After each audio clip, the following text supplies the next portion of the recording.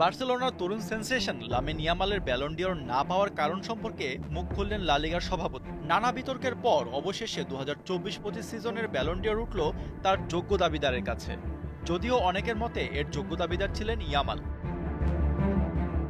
কেবল বয়সের কারণে Yamal Ballon d'Or হারিয়েছেন এমন দাবি করছেন লা লিগা সভাপতি হাবিয়ের তেবাস। সোমবার রাতে প্যারিসের জমকালো অনুষ্ঠানে দেম্বেলের হাতে উঠেছে ফুটবলের সবচেয়ে মর্যাদাপূর্ণ এই ব্যক্তিগত পুরস্কার। ইয়ামাল ভোটে দ্বিতীয় হলেও তেবাসের মতে কম বয়স না হলে ট্রফিটা তার হাতেই উঠত।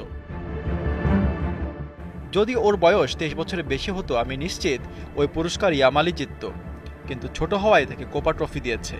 সে তার খেলার মান বজায় রাখতে পারলে ব্যালন ডিওর জেতা কেবল সময়ের অপেক্ষা। তবে বার্সা সভাপতি বলেছেন ভিন্ন কথা। দেম্বেলে ব্যালন ডিওর জেতার পেছনে মূল কারণ ছিল ইউএফা চ্যাম্পিয়ন্স লিগ। গেল মৌসুমে 53 ম্যাচে 35 গোল করে পিএসজিকে প্রথমবারের মতো এই শিরোপা ঘরে তুলে দেন এই ফরাসি তারকা। যদিও গেল মৌসুমে দুর্দান্ত খেলেছিলেন 18 বছর বয়সী লামিন ইয়ামাল।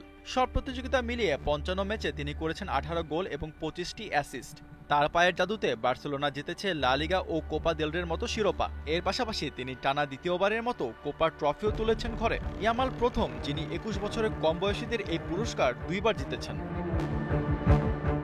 ইনজুরির কারণে কিছুদিন মাঠের বাইরে থাকা ইয়ামাল শীঘ্রই ফিরছেন। গ্রোয়েন ইনজুরি থেকে সেরে ওঠার পথে থাকা এই ফরওয়ার্ডকে বার্সা বস হান্সি ফ্লিক বৃহস্পতিবার রিয়াল ওভিয়েদোর বিপক্ষে খেলাতে পারেন। বর্তমানে লা লিগায় বার্সেলোনা 5 পয়েন্ট পিছিয়ে আছে রিয়াল মাদ্রিদের থেকে, যদিও তাদের হাতে একটি ম্যাচ বেশি রয়েছে। তরুণ বয়সে ইয়ামাল ফুটবল বিশ্বে যে আলোড়ন তুলেছেন তাতে তেবাসের বিশ্বাস ভবিষ্যতে ব্যালন ডিওর জয় শুধু সময়ের ব্যাপার। আশফাকুর রহমান, সিয়াম, 71।